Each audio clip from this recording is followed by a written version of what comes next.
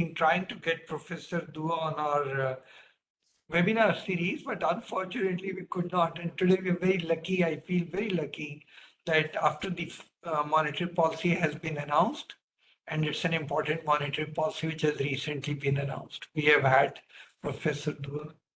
So we have some participants, and I think I'll formally start now.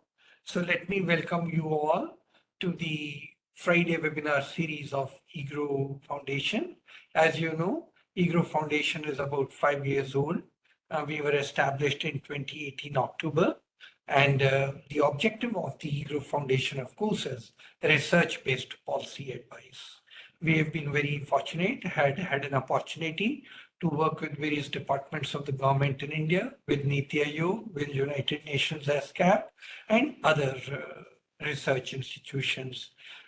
As COVID set in, we launched this webinar series, and very happy to say we have done more than 220 such webinars, and we have had a blend of foreign scholars and Indian scholars come and speak on contemporary economic issues.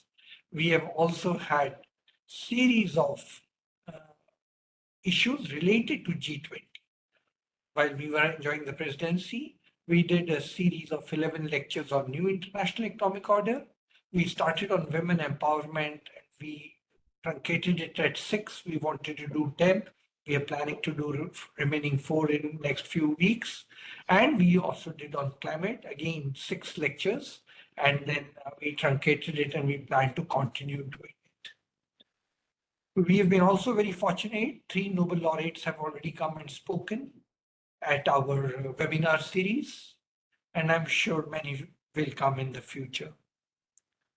One of the important things that is now really hurting the world is the interest rate. The US is having an inflation rate which is almost double its 30-year average. India has an inflation rate which is not double its 30-year average. Our 30-year average is around 6. We are in the range of 6 to 7%. But given global situation, our interest rates, the repo rate specifically, moves hand in hand or in tow with the US Fed. So what are these interest rates? Do they stifle growth?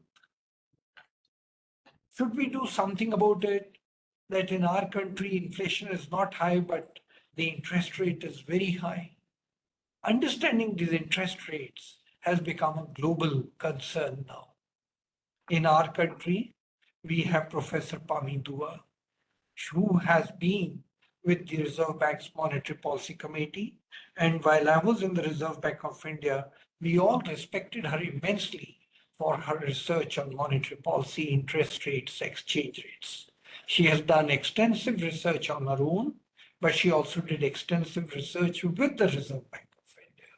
So we thought we will invite Professor Pami Dua, who is the Senior Professor of Economics and Finance, Economics, and former director of the Delhi School of Economics. She served the University of Delhi also as Dean of Academic Activities and Projects, Chairperson Research Council, Dean Research of Humanities and Social Sciences, and Coordinator Internal Quality Assurance Cell.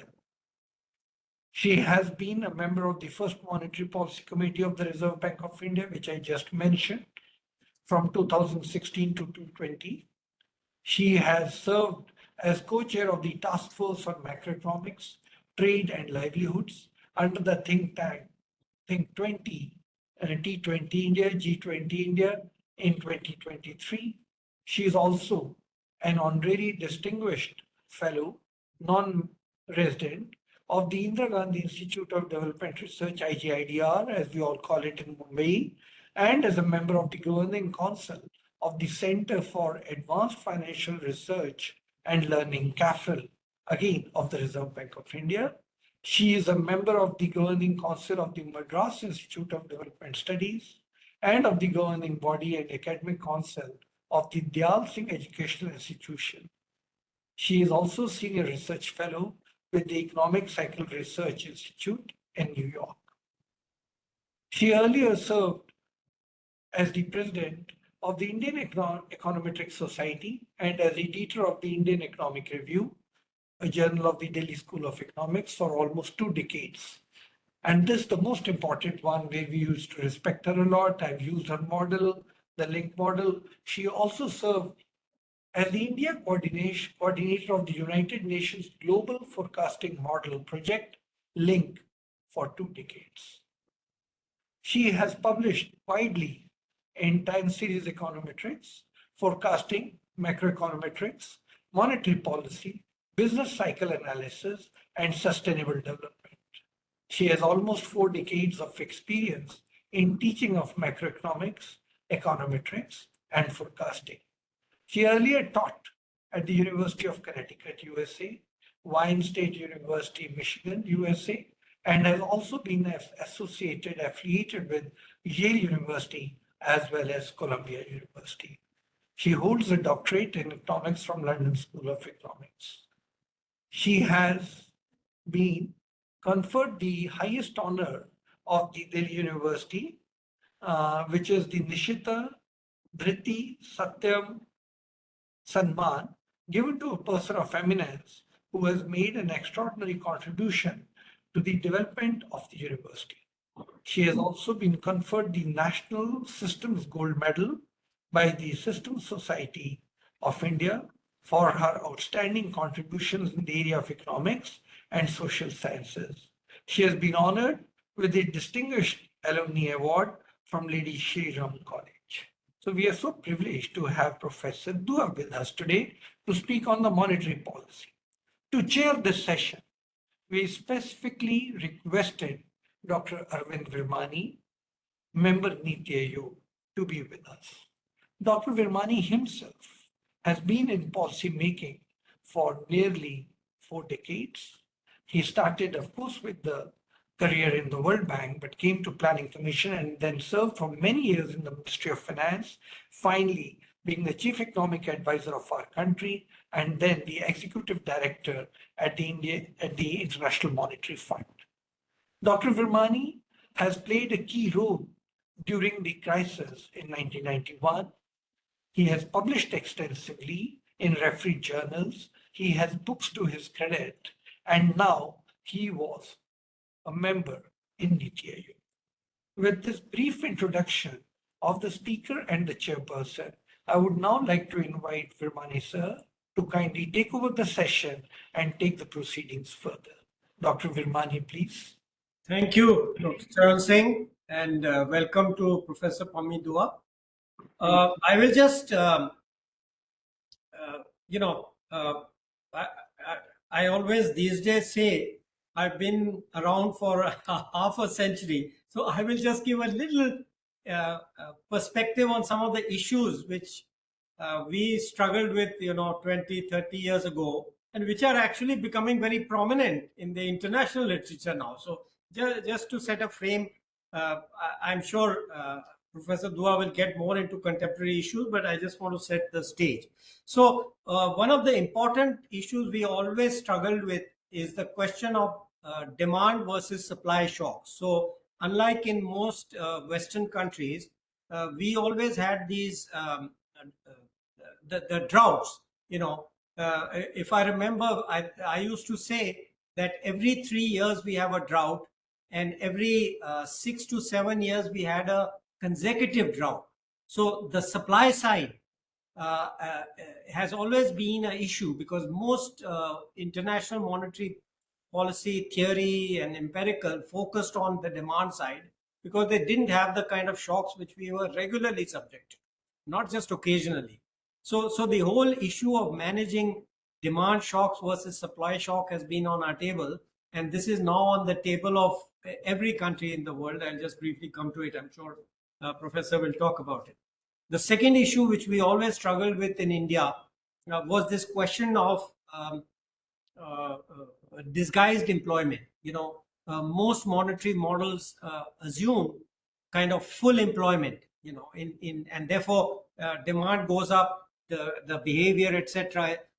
We always thought there is a difference, for 2 reasons. One is the informal sector, and then within it, this whole issue of disguised unemployment. So So this issue has always troubled us. The interesting thing is, in some sense, pandemic created disguised unemployment. People withdrew in the West. Now I'm talking withdrew from the labor force, and the whole thing became highly confusing. When will they come back? Will they come back? Will they be permanently out? So kind of in a very new way, this whole issue of disguised unemployment came into the Western thinking, so to say. So these are the two important issues which we have struggled with, which are kind of coming into the theoretical literature, not directly in the way I'm telling you, but indirectly. And of course, the reasons is the huge supply shocks. I just mentioned two ones. One is, of course, the most recent one, the physical supply shocks, where some country, because of war, just shuts down channels of logistics. So that creates supply shocks. The other one is geopolitical. Countries decide they want to not send certain items to certain countries, which happened during the pandemic. So you get these supply shocks. So this whole new focus on these new types of supply shocks is also affecting the thinking in the monetary area.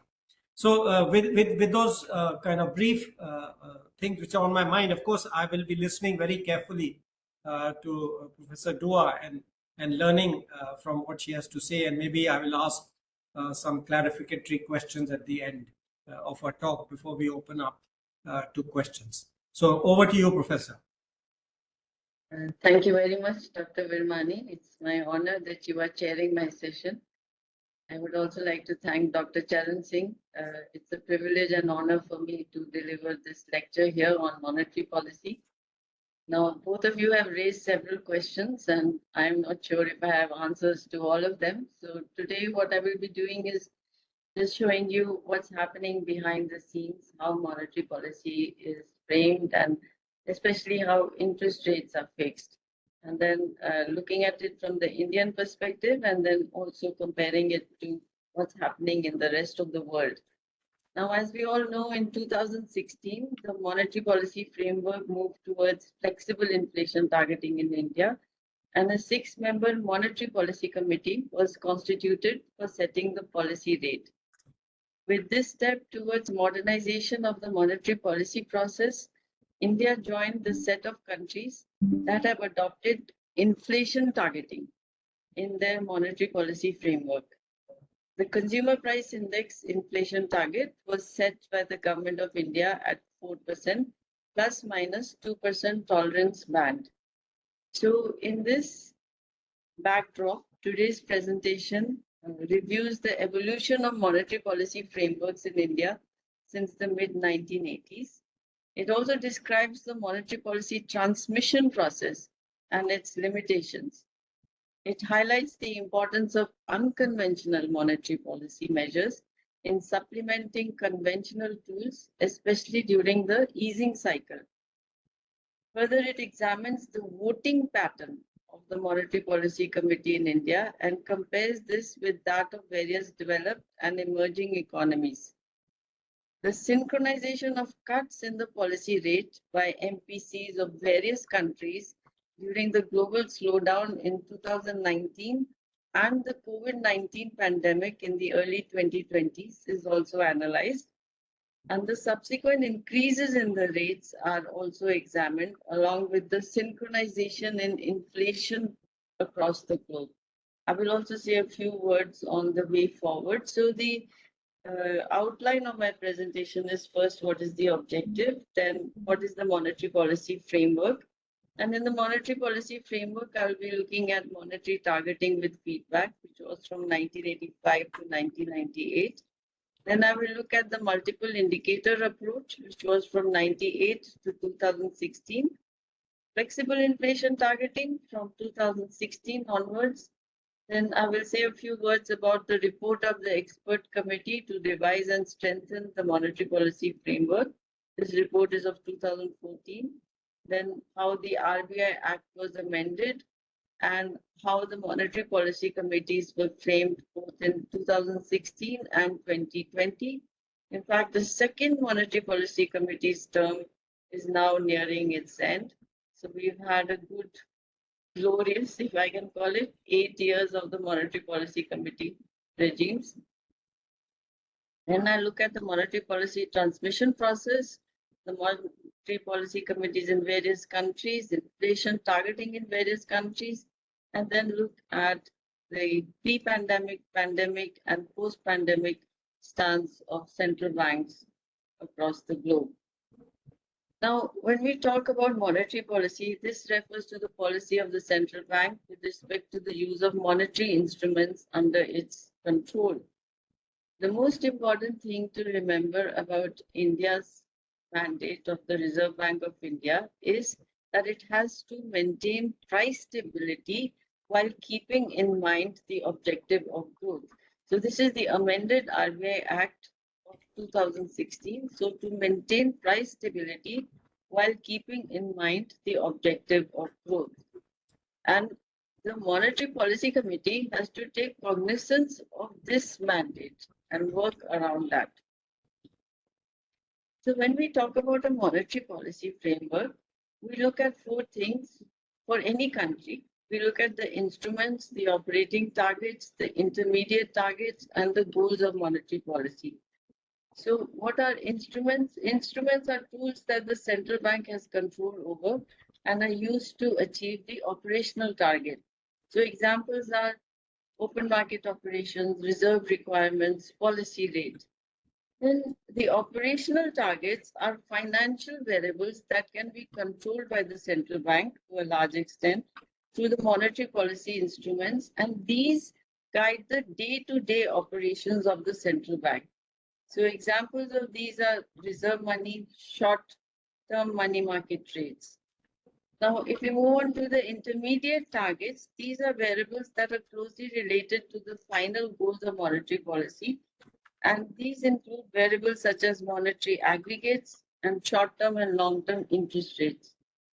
Goals of monetary policy depends on the central bank, but these would include like price stability, economic growth, financial stability, exchange rate stability. So depending on which country the goals are specified for. So we move on to the monetary policy frameworks, 1985 to 1998, 1998 onwards, and 2016 onwards. And starting with just a few words about what happened before the 1980s. So until independence, the focus was on maintaining the sterling parity by regulating liquidity through open market operations. And additional monetary tools of bank rate and cash reserve ratio were also used. And exchange rate was the nominal anchor for monetary policy at that time. And the biggest problem India faced at that time was inflation due to frequent supply side shocks due to the agricultural nature of the economy.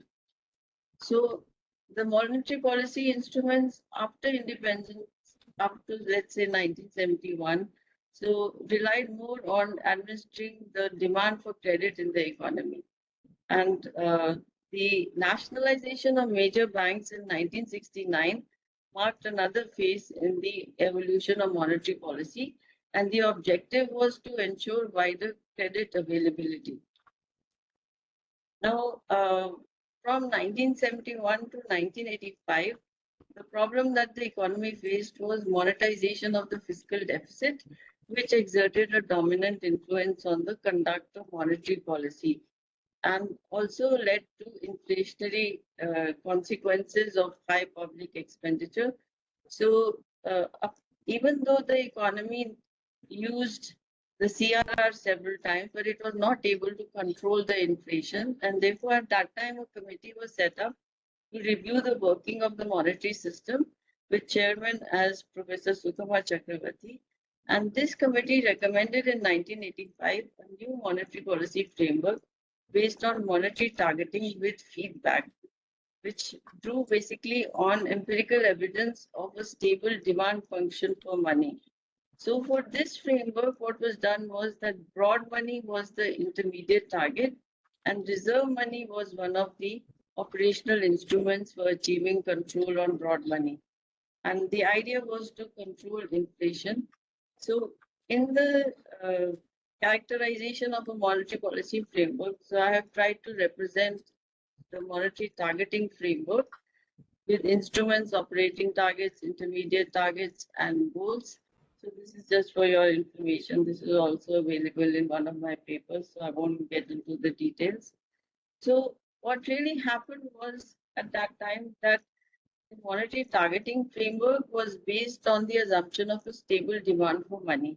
But that was also a time when India witnessed a number of financial innovations, and therefore the stability of the demand for money function was no longer valid. And therefore, what also happened at the same time was that India became more integrated in the global economy, and therefore the economy became more vulnerable to exchange rate changes, to global changes. And again, another change that happened was that interest rates were deregulated at that time. So, for all of these factors, it became clear that the monetary targeting approach would not be successful. And therefore, another approach was tried, which was the multiple indicator approach, which relied on all the economic and financial indicators that one can think of influencing monetary policy. So, if we look at the kinds of variables it relied on, you can think of money, credit, output, trade, capital flows, fiscal indicators, interest rates, inflation rate, exchange rate. And then to these variables were also added forward-looking variables. Because at that time, the Reserve Bank of India had started conducting some surveys to know the expectations of various groups of people. So whether it was industry or professional forecasters or consumers' inflation expectations. So all these forward-looking variables were also considered in making the prediction. So the multiple indicator approach was quite comprehensive in the sense that it had all the rate variables, that is, whether it's interest rates, government securities, credit markets, asset markets, exchange rate. Then it had all the quantity variables, money, credit, fiscal deficit, rainfall index, industrial production, everything you can think of. And then it had all the forward indicators that came from the various surveys that RBI was conducting. And all of these variables were taken and then put into an econometric model, some time series or panel data models. And what was generated out of all of these models was the growth and inflation outlook for the economy. And then the Reserve Bank had its own monetary projections and it superimposed these on the model and then decided what monetary policy should be undertaken in these circumstances. So this is how it worked for several years. And then in 2009, a committee was set up on financial sector reforms. The chairman is Dr. Raghuram Rajan, who we all know later became the governor of Reserve Bank of India. And this committee basically said that RBI can best serve the cause of growth by focusing on controlling inflation. So inflation was the key takeaway from this committee's report. And then when Dr. Raghuram Rajan became the governor, then he set up a committee to review the monetary policy framework under the chairmanship of Dr. Urjit Patel, who was then the deputy governor, and later on, as we know, became the governor. So the objective of this committee was to recommend what needs to be done to revise and strengthen the current monetary policy framework to make it transparent and predictable. So the committee therefore deliberated on the main issues. One was the nominal anchor for monetary policy. Then second is what should be the choice for the inflation metric, and third is what should be the inflation target. So what is a nominal anchor? Nominal anchor is basically a numerical objective that is defined for a nominal variable to signal the commitment of monetary policy towards price stability. And various countries have used different anchors like monetary aggregates, exchange rate, national income, price level, inflation. So the Urjit Patel committee decided that inflation was the best nominal anchor for India. And then there was a question of how to measure inflation. And the committee recommended that the true inflation that consumers face is in the retail market. Therefore, consumer price index is a better measure of inflation to track. So it used the CPI combined, and it also discussed whether it should use headline inflation or core inflation, because core inflation includes food and fuel and light. So it excludes these, but these comprise more than 50% of the consumption basket. So it was decided that it's better to have food, fuel, and light as well. And therefore, the headline inflation is used as of today since 2016. And so we have the headline CPI inflation, and then the inflation target. Since we adopted a flexible inflation targeting approach, so the inflation target was set by the government of India at 4 plus minus 2%. So what happened before this, just to give you a brief idea. So a monetary policy framework agreement was signed between the government of India and the Reserve Bank of India.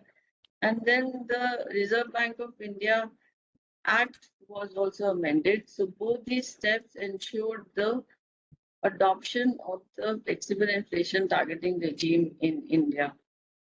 And then the government of India set this band of 4 plus minus 2%.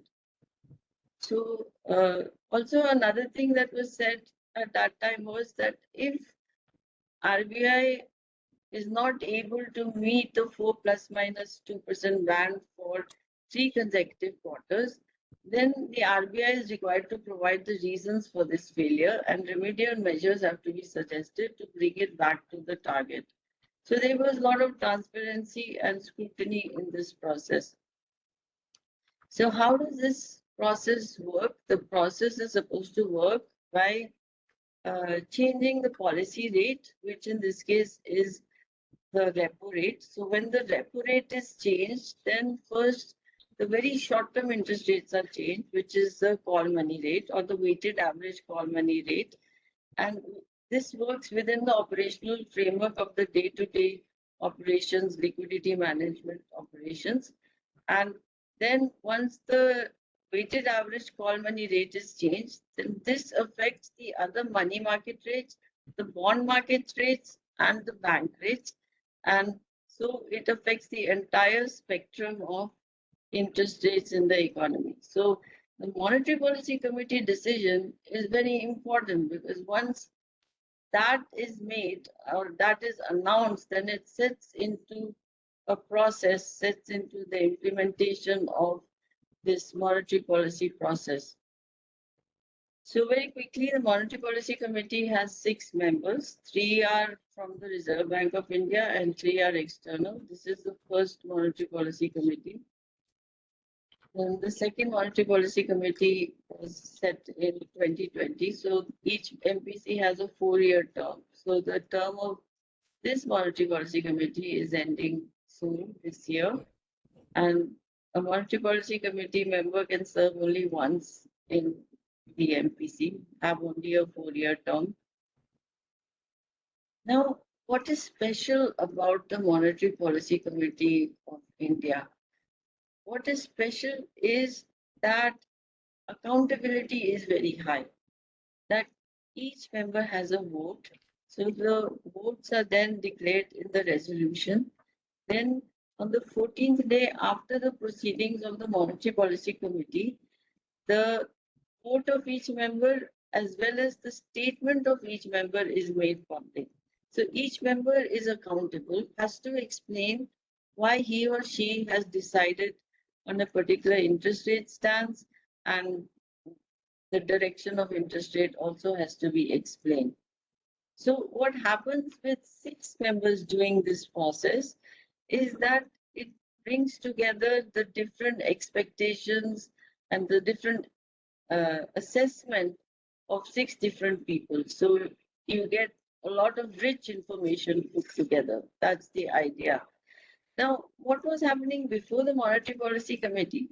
Before the Monetary Policy Committee was set up, there was a technical advisory committee in the RBI, but the technical advisory committee had an advisory role. So it had many experts from various fields, monetary economics, central banking, financial markets, public finance, who advised the Reserve Bank of India. but did not decide on the interest rate. So the decision of the interest rate was left to the Reserve Bank of India or the governor. But here the Monetary Policy Committee is actually setting the rate. And there are deadlines. Everything is in public domain. When the resolution will be made public, when the minutes will be made public. So all that is already known beforehand. So, so here I try to represent the flexible inflation targeting regime with showing all the instruments, operating targets, intermediate targets. So when you have time, you can look at my published work on this. And what we find is that if we study the Monetary Policy Committee's voting pattern from October 2016 to June 2024, which is the most recent MPC meeting, we find that the diversity we get in the Indian case conforms with the diversity that we have seen in central banks across the globe. So we pick up the different expectations, assessments, and preferences of the individual members. So it's a very healthy uh, outlook that we get out of the MPC.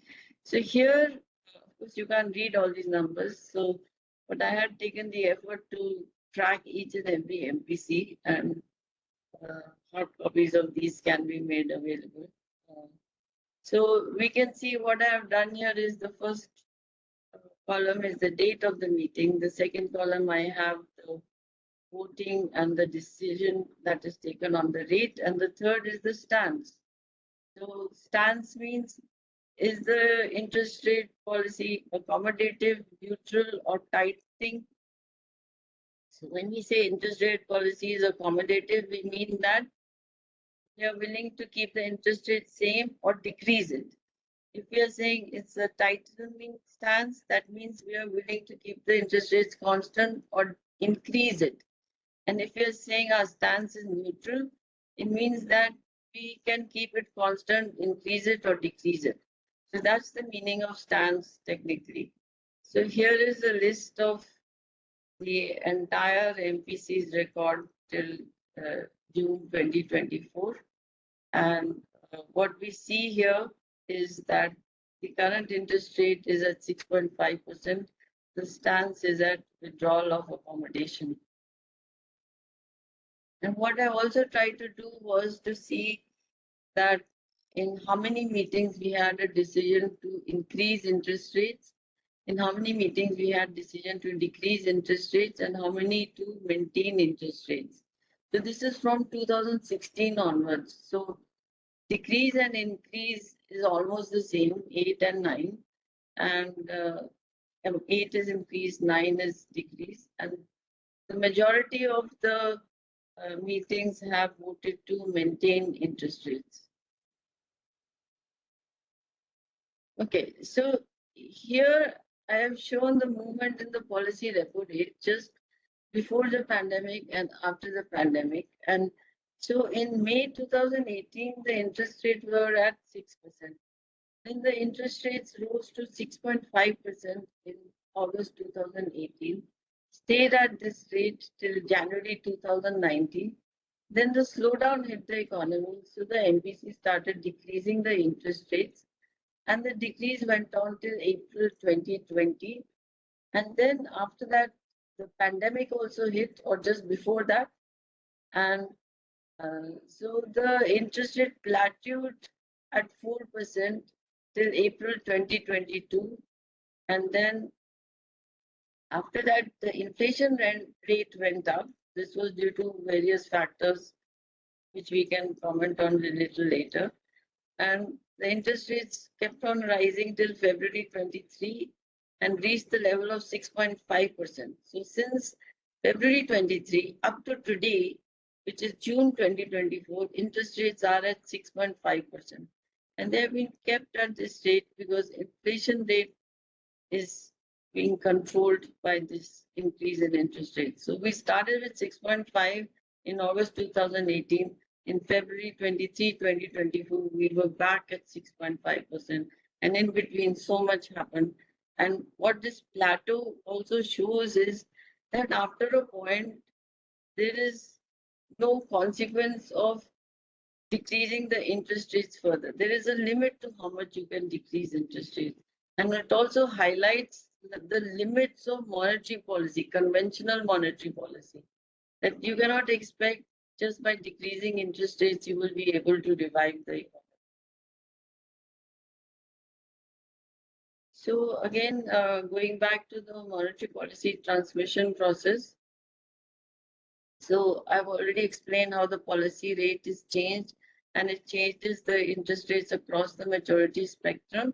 And these then affect the interest sensitive spending, consumption, investment, and then therefore the aggregate demand and therefore output and inflation. So here I have tried to characterize the way this works. I mean, here's this monetary policy committee sitting in a boardroom, but just see the impact it has on the economy. Here's this yellow box on the left-hand side saying policy rate. Policy rate is changed. Then immediately the short-term money market rate will change. And then what will happen? The financial market rates will change, which are the money market rates, bond market rates. Then the bank rates will also change. And then all of that will feed into the aggregate spending in the economy. Now, when we talk about a change in the interest rate, there are other channels of also affecting the economy. One is the asset price channel, exchange rate channel, credit channel, and expectations channel. So asset price channel is that, let's say if interest rates go down, then people could invest in the equity market or in the real estate market. So the prices of these assets will go up. And when the prices go up, then there can be a wealth effect, which will boost the economy. Then exchange rate channel is through the differential between the domestic and foreign interest rate. So when the domestic interest rate is changed, the differential will change, which will result in capital flows, which will affect the exchange rate, which can impact the exports and imports. Then there is a credit channel. What is the quantity of credit that we can have in the economy? How is that affected by the interest rate? So let's say if interest rates go down, then the balance sheets of firms that have debt obligations will start looking better. So banks would be more willing to lend to these firms. And the expectations channel is like if interest rates change, then people form the expectations about the future of the economy and accordingly they make investment decisions. So here is this translated into the Indian case. So here is the change in policy rate immediately feeding into the call money rate, immediately feeding into the financial markets and bond markets, which include various markets in India, and then the bank lending and deposit rates, which result in the weighted average lending rate of the banks. So has this been successful? What is the monetary policy transmission? So if we look at the monetary policy transmission from May 2022 to February 2023, so this was a period of tightening. So this was a period in which interest rates went up by 250 basis points. So by how much did bank interest rates change? So for fresh loans, the bank interest rates changed by 173 basis points. So transmission is quite satisfactory. So this gives you a diagram of the weighted average lending rate, both on outstanding loans, where it's difficult to change the interest rate, and the right-hand side gives you for the fresh loans for public banks, private banks, foreign banks, and SCBs. And you can see that the transmission is quite a lot for the fresh loans, because that's where you can change the interest rate faster. So here are a few diagrams, the policy corridor and the weighted average call money rate, and the interest rate in red is the policy repo rate. So you can see that everything is moving in tandem. Here we have the GSEC market and the repo rate all the way till June 24. So again, this is moving in tandem. Then we have the lending rates of SCBs. So this is also moving in tandem. In all these charts, the policy rate is in red. Now, here is what happened to inflation in this regime of flexible inflation targeting. So here, if you look at this chart carefully, this is CPI combined inflation, and I've drawn the 4% line and the plus minus 2% band also. So there are 2 years where the inflation went outside the band. And one was 2020, which was the pandemic. And then again in 2022, when inflation across the globe went up. So here we had inflation rising above 6% and also rising for consecutive 3 quarters. And this is when RBI had to give an explanation and remedial measures on how to control inflation. But other than these points, it has been more or less in control. This is just to show you how food inflation changed, because we say food inflation is more volatile. It is more or less following the CPI combined inflation. This shows you how GDP has changed over time, and you can see the drop in the pandemic. So, what all of this analysis suggests is that conventional monetary policy has its limits, and that we need to supplement conventional policy with unconventional measures if we have to boost economic growth. This is very important in an easing cycle. Like, how do we supplement conventional monetary policy? So essentially, across the globe, there are 4 ways to supplement conventional policy by unconventional. One is the large-scale asset purchases. Large-scale asset purchases simply refer to purchase of long-term government securities. So India adopted large-scale asset purchases through its operations twist. So it purchased long-term government securities, but it also sold short-term securities. So what it tried to do was flatten the yield curve, and therefore this would result in lower interest rates and lower expectations of interest rates also. So the large-scale asset purchases, this is what is called a quantitative easing. But here we have used it at short end and long end. Then we have lending operations. Lending operations means that we are trying to provide liquidity to financial institutions through different types of loans, like some new kinds of loans, some innovative methods. Like we are reducing the interest rate, or we are expanding the set of eligible collateral, or we are extending the maturity of loans, or we are funding at lower cost. So this helps to revive sectors that are weak and provide credit to them.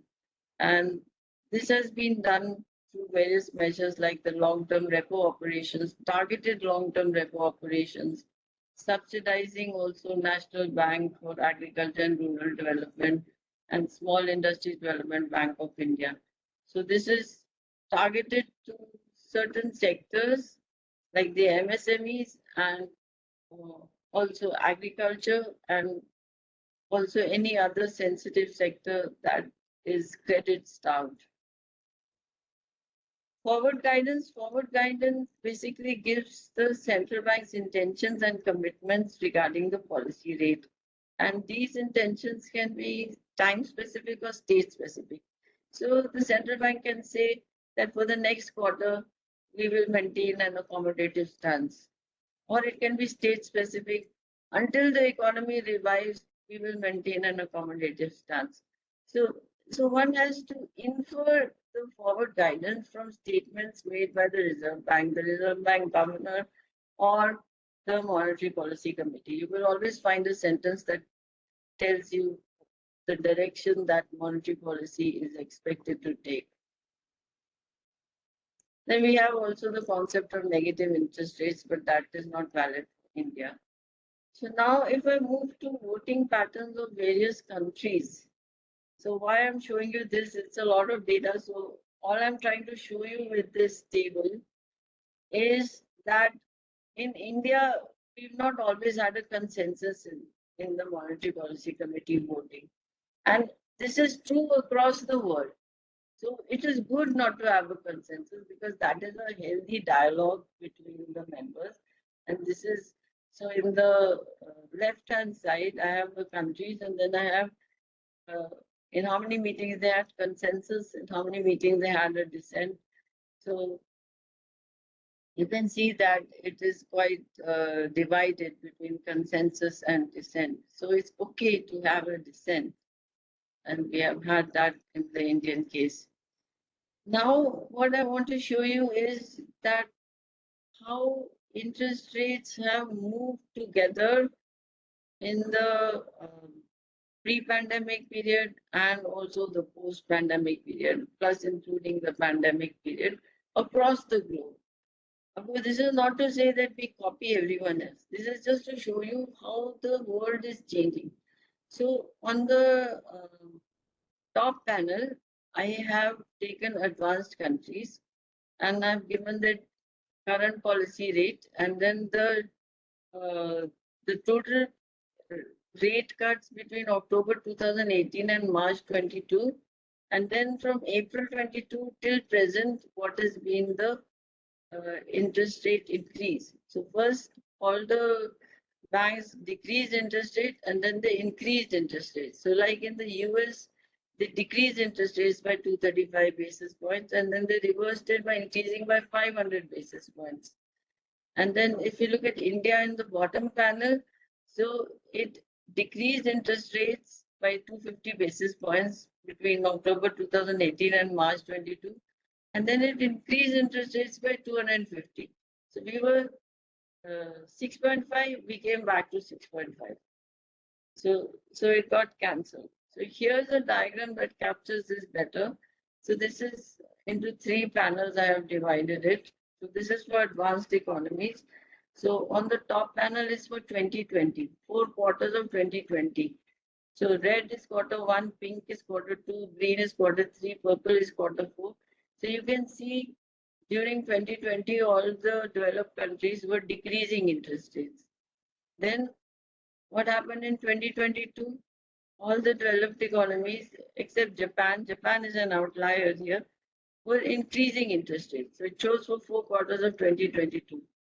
And then the bottom panel shows again for the advanced economies for 2023. All the advanced economies are increasing the interest rates. So now if we compare this with the emerging economies, so again I have three panels, 2020, 21, 22 and 2023. So the top one is 2020, again red quarter 1, pink quarter 2, green quarter 3, purple quarter 4. So you can see that all the emerging economies are decreasing interest rates in 2020. Then in the middle panel, I have 22. So here, all the economies are increasing interest rates, except Russia is an outlier, and we expect that because of the war conditions. And then in 2023, again, we see that it's more or less upward in all countries. And Brazil is an outlier here. So you can see how the globe is moving together in terms of interest rates. So if I look at the advanced economies policy rates, so this is a chart that shows you advanced economies policy rates. So here we can see that all the policy rates are moving together. Then if I look at BRICS monetary policy interest rates, just and some other countries added to it. So you can see monetary policy moving together except the blue line, which is Russia. So the policy rates of the developing economies are also moving together, emerging economies. So now, if you look at inflation targeting, so how many countries have adopted inflation targeting? So this whole process started around 1989, 1990. And India entered the scene in 2016. So already a number of countries had tested this process. So this is just to show you that many countries have formally adopted it, but those who have not adopted it, like let's say US has not formally adopted inflation targeting, but implicit in its decisions are inflation targeting. So, so here now, this gives you an idea of how inflation has moved across the world. So this is for the developed world. So here again, you see that inflation is moving more or less in tandem from 2019 to 24. Then here I have for emerging economies. Again, the outlier is Russia, but for other economies, it's more or less the same direction for emerging economies. Then if I look at the GDP growth across countries, for advanced countries, again, you see that dip in the pandemic period, and then rest of the period also, it is moving more or less in tandem. Then if I look at the emerging economies, again, for emerging economies also, we see the dip in the pandemic, but it is picking up after that. So, so what I am showing here is that the one that the monetary policy committees across the world have similar voting patterns. Then the trends in the interest rate and the inflation rate are synchronized across the world. And then where does this leave us in terms of what we want to do for India? So if we are looking at the way forward for India, then for India, like we have the flexible inflation targeting regime. Has it worked or not? So we have had two monetary policy committees now. So what it seems is that we have more or less managed to keep the inflation in check. The conditions for the monetary policy committee to function in India are very stringent because the members are accountable. There is transparency in the system and accountability is very high because each member has to declare their vote and the reason for their vote, the reason for the stance, the reason for the change in direction in the interest rate, the reason for a dissent, whatever action they take has to be explained. So in that sense, it is a transparent and a healthy system. Now, is the conventional monetary policy sufficient? And the answer to that is no. The pandemic made it very clear to us that conventional measures are not sufficient, that we have to resort to other measures. And it's not just the pandemic. Even before the pandemic, the Reserve Bank of India advocated several macroprudential policies. So on a regular basis, it does that. But in the pandemic, all of these problems became much more obvious. And that showed us the need for unconventional monetary policy measures. So unconventional is introduced when conventional cannot produce that action of a monetary policy requirement. And therefore, it is to supplement the conventional measures. And this became very obvious during the crisis period. So we have to supplement it, the conventional policy, with macroprudential measures as well as with unconventional monetary policy. And also, when we talk about other policies, especially when we are in a crisis period, then monetary policy is not sufficient to pull the economy out of a crisis period. So there has to be synchronization with other policies, especially fiscal policy. And this was obvious during the pandemic period, but even during other periods, fiscal policy combination with monetary policy, in fact, a multi-pronged approach with other policy measures also would be very effective in pulling the economy out of the crisis. And then another thing that I have shown you is the synchronization in the interest rate movements, in the inflation movements, in the GDP movements across the world. So where does India leave us when the entire world is sinking into a crisis? So if the entire world is sinking into a crisis, India has to think of innovative methods, unconventional but very innovative, to pull itself out, because it cannot depend on any other country, because all the countries are sinking into that recession. So there has to be a need for more innovation in the monetary policy. So at the end of the day, where do we stand? So here are some numbers I took from the World Economic Outlook of IMF for those January 2024 estimates, and these projections are very dynamic, but just to give you an idea. So green is India and yellow is global.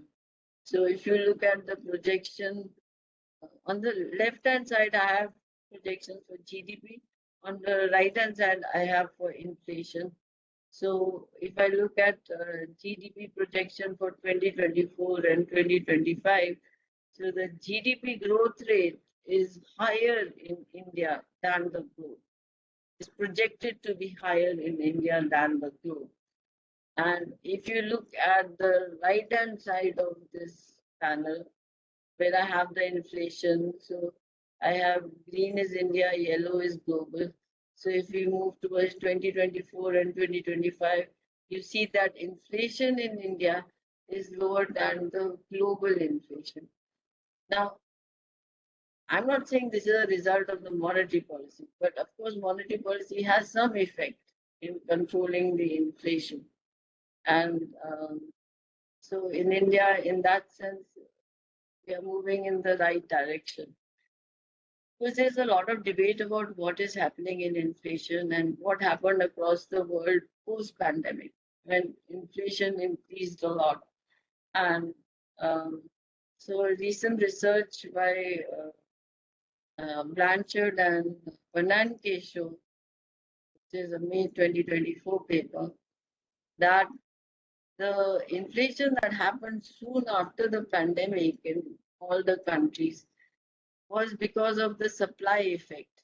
So supply side disruptions and food prices, energy prices.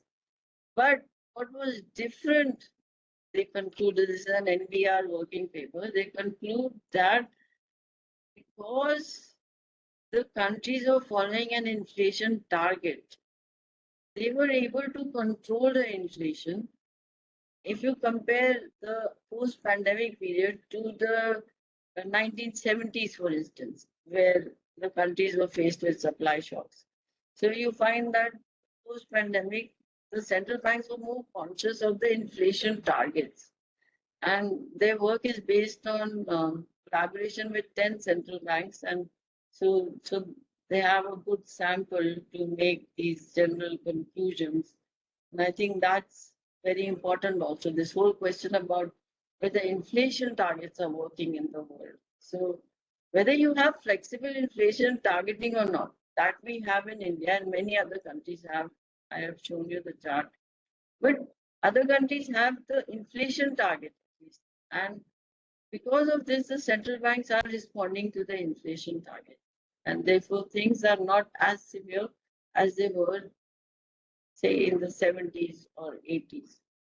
So just as the last slide, so this is again the IMF estimates made in January 2024, where India is expected to rise to the fifth top economy of the world. So is this a result of monetary policy? I'm not claiming that, but I'm sure it has some impact. So here is some good news on how the international agencies are viewing the progress in the Indian economy. So I'll stop here. Okay, thank you very much. Professor, I'll just make kind of three brief comments and then ask Charan. I'm sure he has comments and questions. So I think it's a very comprehensive and review of India's monetary policy history, and really one cannot add much to it. But I just have kind of 2 points which always come into my mind. One, I often puzzle when I read monetary policy commentary that all the theory I learned was in terms of real interest rates, real exchange rates, but nobody ever mentions real rates. Whenever, I mean, you read in the newspapers, you read anything, and this kind of puzzles me. And so perhaps if there's an explanation, otherwise we'll just ignore it. And the second point, and that's it basically. Here is more directly connected to your presentation. We wrote several papers in EGROW, Dr. Charan Singh can tell you, and all of them kind of proposed, very careful targeting, etc., special conditions of pandemic. We analyzed, we were probably the first in the world actually to analyze the monetary and fiscal aspects. Of course, not in great detail, but in a broad purpose. When I say first, I mean in a broad sense, our papers are probably the first. But so one of the, and we supported everything that the RBI did to manage the pandemic and did very well. But the issue now is, my fear is that, there's always it becomes very easy to use unconventional measures in normal times. You get so used to them in abnormal times that there is a tendency for most people who manage these things to keep using them. So I really have a question and a doubt whether some of the special things which were needed are being removed now, because in normal times we should not be using them. In a pandemic we had to use them. When we have a big macro shock of whatever kind, we have to use unusual measures, and they generally, if you do them properly, they work better than these broad measures. But I'm not sure, perhaps you know better, that hopefully these special things which were thought of at that time, and this attitude should not be entrenched, that somehow we have to control everything. I don't think that's a good thing, which I don't think central banks should have got that lesson just because things worked in the pandemic. The control, that mentality should not become entrenched, because I have seen it for 50 years. People get so used to controlling, and one control leads to some leakage somewhere else, and then leads to another control there, and so on. It's a very dangerous path. I have seen it for 50 years. So that's just, I just put it there. You don't have to answer. I'm sure there'll be many questions. And if you get a chance in between somewhere, you can answer them. Okay. So, Dr. Charan Singh, you want to lead off? Or unless you want to. Okay. Yeah, go ahead. If you want to answer that. I'll answer both the questions. Yeah. So one is regarding your point about the real variable, real interest rate and real exchange rate.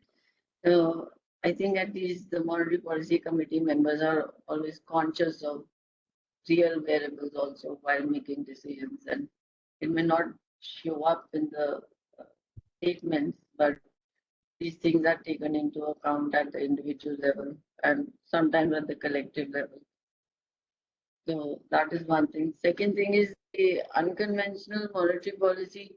This has been used only during slowdown periods or crisis periods. So the use during normal times is not really rampant. And like in India, it was basically 2019, 20, 21, a little bit in 22, but it's not done on a regular basis. Plus, it wouldn't be right also to do it, because say if you look at operations twist, which is trying to change the slope of the yield curve, whereas with conventional measure, you're trying to control the interest rate through your policy rate.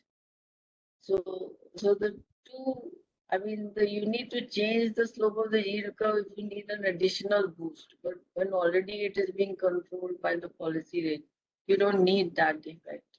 So I think that fear is not there. It's the policies, as far as I know, are not being used in normal times. Okay, so I think we can move on to more questions. Yeah. Can I ask a question, please? Yes. Yeah. Right. Yeah. So Professor, I have been writing on it. There are three questions. One is, given that we are a very young demographic country, should we really be going for inflation targeting, which is pegged at 4%? Why I say that is, as I mentioned in the beginning, the 30-year average which we have in our country is around 5.5%. Your own colleague, Professor Dholakia's study also showed the same thing. But when we peg it at 4%, in a way, we have already stifled demand by a very restrictive monetary policy. Should we now undertake a revision of the pivot 4 plus minus 2 is a good bad? But suppose we did it 5 and then we did it band of 2, it would go down to 3 and 6, 3 and 7. So that is one question, given the young demographic country that we have. The other is, Professor, not now, but Lawrence Ball, I think John Hopkins did a brilliant study about 6 years or 7 years back when he compared the countries which did inflation targeting and countries which did not do inflation targeting, and really didn't find much of a difference in the inflation there. I myself did a study about 7 years back at IIM Bangalore, almost on similar lines. And I said, look, if you look at the averages, it doesn't really look very different. The whole globe was getting into a low inflation phase. And so it just coincided with the countries and with inflation targeting. So that was my second question, if any study has been done recently, which shows the effectiveness of a targeted regime versus a non-target regime. My third question is, Professor, I have a feeling that the origin of inflation targeting actually started from a radio debate in New Zealand. And there wasn't really a very scientific basis as you showed us the transition from various regimes.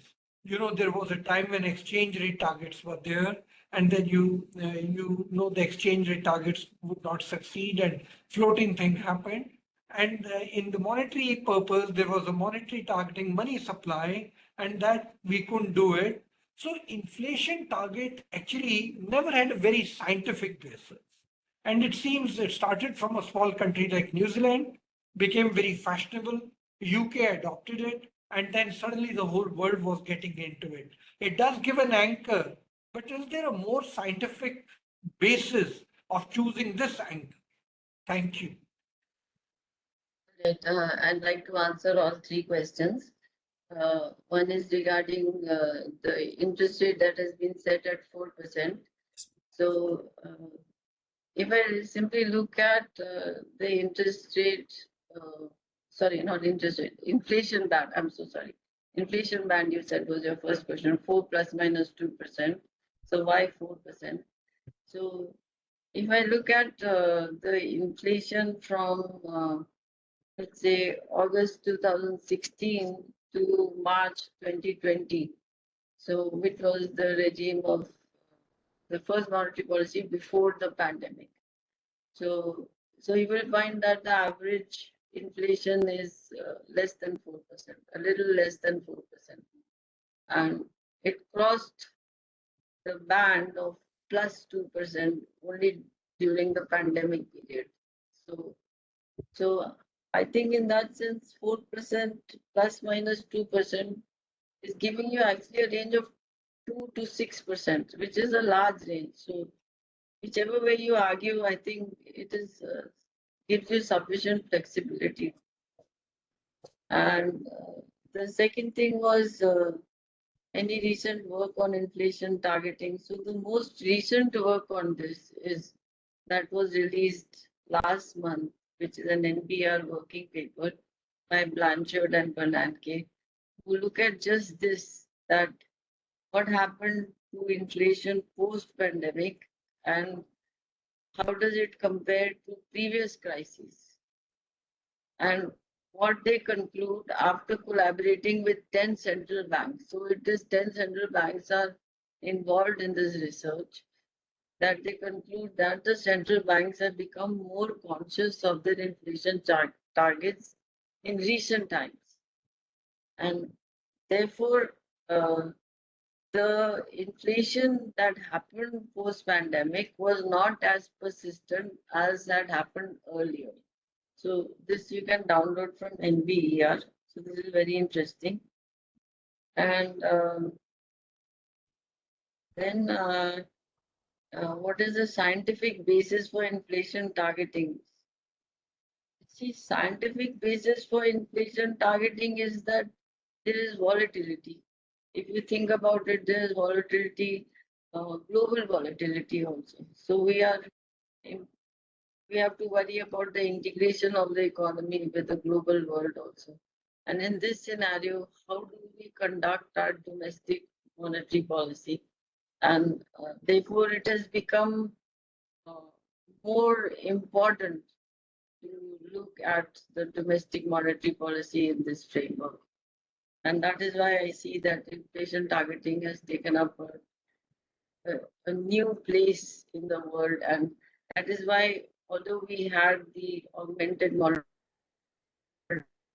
framework working, but we found that we were still not able to target the inflation. And this is why it became clear from also all the committees that were set up by the Reserve Bank of India and their analysis that the most important thing to do is to control inflation, because it is inflation that affects the poorer sections of society. And so I think that's my analysis of why this has become more important. I mean, however it's done, I think over time, global integration has made this problem or made this issue more important, not just in India, but across the globe. I also said that it's not just about flexible inflation targeting or having a policy committee, because US doesn't have, per se, a monetary policy committee, but their process is similar to inflation target. So that's all from my side. I hope that answers your questions, Dr. Yeah, Charan. sure. Yeah. Professor, you Okay. mentioned about Blanchard. Yeah. You know, Yeah, go ahead. when Blanchard was the chief economic advisor at the IMF, the director of research, he himself had said that, look, the inflation target of 2% is rather too restrictive, and we should have a little higher inflation target. I don't know if you followed that, and this was sometimes in 2011. He delivered a speech at the IMF, and then he himself said it needs to be pitched little higher, so some leeway to operate. Otherwise, it very quickly the central bank finds itself in a difficult situation because 2% is too low. What was your view on it? Of course, we fixed it at 4%. See, it depends on the dynamic of the economy, and for the US, 2% seem to have worked fine, and also they have retained that. But I think what has happened is that things have changed over time because of the synchronization of inflation cycles also, and therefore it becomes difficult to control the domestic inflation without looking at all. And I am sure that the US is looking into these factors. So far it has not decreased interest rates and is not showing signs of decreasing them soon. So they are worried about their inflation rate.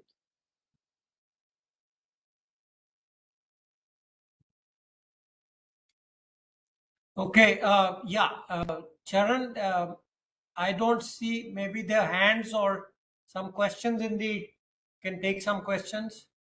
Yes, sir. There in the chat box, a beautiful question by Dr. Swapnil Soni. I can read it. If Okay, he is welcome to raise his hand and ask. But in the meantime, I can raise it. I can read it. Professor, this question is in the chat box. And the question is, when are we expecting change of base year for inflation? If it changes, how inflation target may change?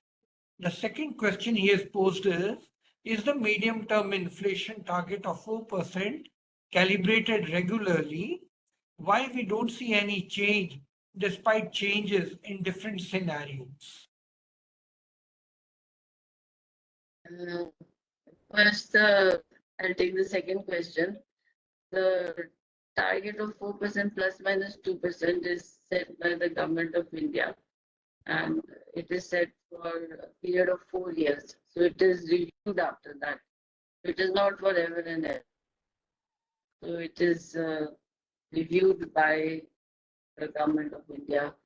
And but this time, the same target was given to both the MPCs. So the first MPC also had this 4 plus minus 2%. So since 2016, it has been at 4 plus minus 2%. But it is subject to review. It is a dynamic number. And second is what will happen when the base year will change. Well, that depends on what it will do to the inflation rate series. And I don't think that would make that much difference to the 4%, whatever percentage is fixed by the government of India. That should not really make a difference if the base year is changed. Unless the methodology for construction of inflation has changed and there is a difference between the previous series and the current series. So one would have to look deeper into this the comparison between the two series. There are a couple of questions which are coming up. There are three hands are raised. One is by Dr. Chitra Saruparia, one is by Kanishk Shetty, and the third hand raised is Sunil N. Sir, I think we can go in that order. Yeah. Great. Go Good ahead. evening. बोलिए. So my question is that, as ma'am has pointed out about the inflation tolerance band of 4 plus minus 2. So, I mean, I want to understand that what actually is the outcome as far as Indian economy is concerned after we have adopted this flexible inflation targeting. I mean, it has improved the outcomes or not, sir? Okay, that's a good question. So this is the graph I was showing you. That here I have the 4% rate, and so I have marked 4%, 2%, and 6%. And this is a plot of the CPI combined inflation, which is the inflation metric for the Monetary Policy Committee. This is what we track, the headline inflation. And so this is the inflation from August 2016. So the first Monetary Policy Committee started in October 2016. And this stretches up to June 24. So, so you can see that the inflation rate has more or less been within this 4 plus minus 2% band, except in the year 2020. That was the pandemic year, and the inflation rate went beyond the band, but this was also a global phenomenon during the pandemic. And then the second time it went outside the 6% tolerance band was in 2022, and that was due to the supply disruptions after the pandemic. And so this happened for 3 successive quarters. And the Reserve Bank of India had to give an explanation to the government of India for exceeding the +2 band, and had to also suggest some remedial measures that would be taken for this. So the Reserve Bank of India is very conscious of this 4 plus minus 2% band, and you can see that we have more or less remained within this band except for the pandemic period, and then the post-pandemic period where we had supply chain effects, the geopolitical tensions, food prices, energy prices. So this is the increase in inflation, and this was a worldwide phenomenon again in the 2022.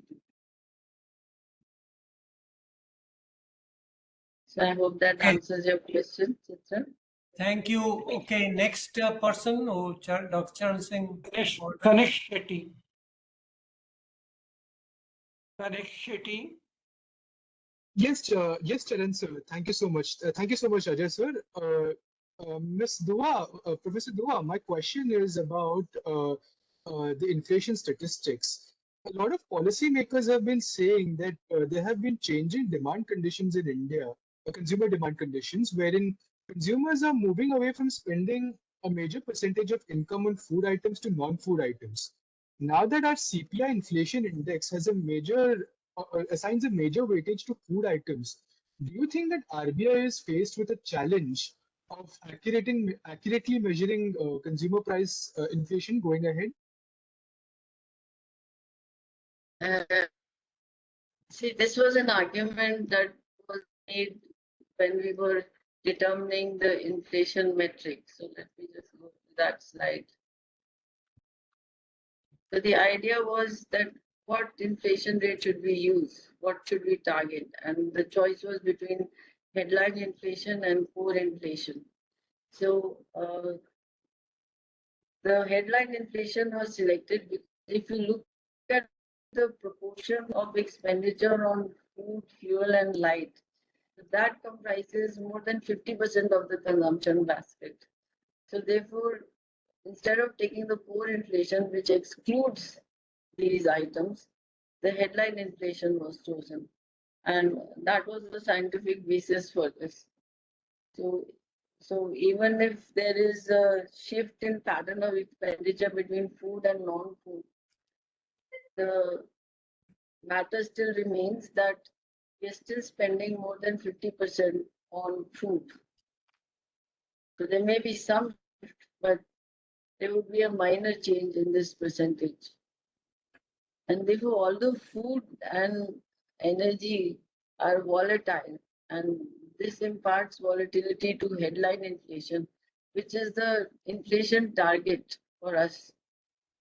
But it's important to take these supply factors into account while setting policy. So when the interest rate is set, then if the change in the inflation rate is due to supply factors, this is taken into account by the Monetary Policy Committee members. Okay, next questioner. So next question is Sunil N. Sunil, do you want to ask your question or should I read it from the chat box? So Sunil has asked this question in the chat box. How RBI policies can contribute to Viksit Bharat 2047? There's another question. I thought this was a good question. Professor, it is from Devi Prasad. How good is core inflation an indicator? And there's a third question by Subhash Chand Agarwal. I'm not sure if he has explained what he wants, but as a professor, you and me understand what he's asking. Can inflation also be calculated in a village? And then the final question is by Alka Meher. How financial inclusion affect the effectiveness of monetary policy in inflation targeting and non-inflation targeting countries? All I've read is from the chat box. All right. I find the question on Viksit Bharat very interesting. And I'll take you to my last two slides, where I said I'm not saying that monetary policy will give you this huge jump in the Indian economy, but we like to think that it will make an effect. So here, if I look at the IMF estimates that were made in January 2024, so for 2024 and 2025, if I look at the GDP estimates of India versus the world, then I find that the Indian forecasts of GDP growth are much higher than the global forecast. And if I look at the inflation forecast, I find that the inflation forecast for India are lower than the global for 2024 and 2025. And so we are moving in the right direction because we have the monetary policy committee, we have the flexible inflation targeting, and we have the economy responding to the interest rate changes. And therefore, monetary policy has a major role to play in Viksit Bharat targets that we have.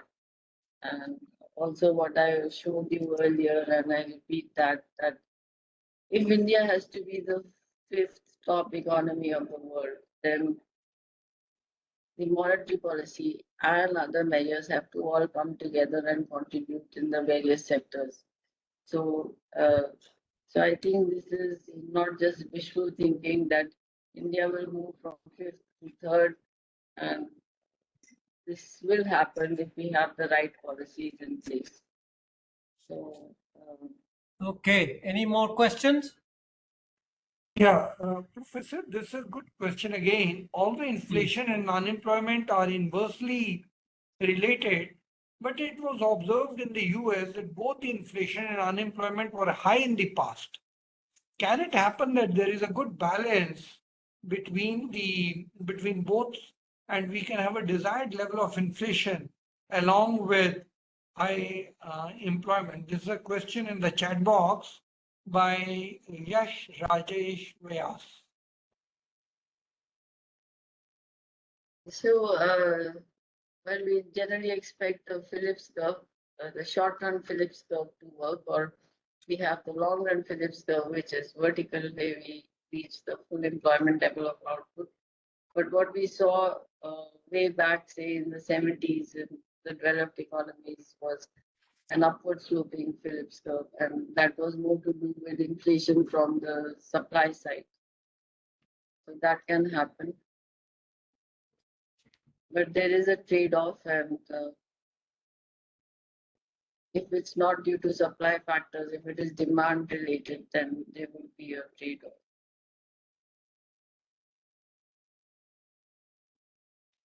Okay, next question.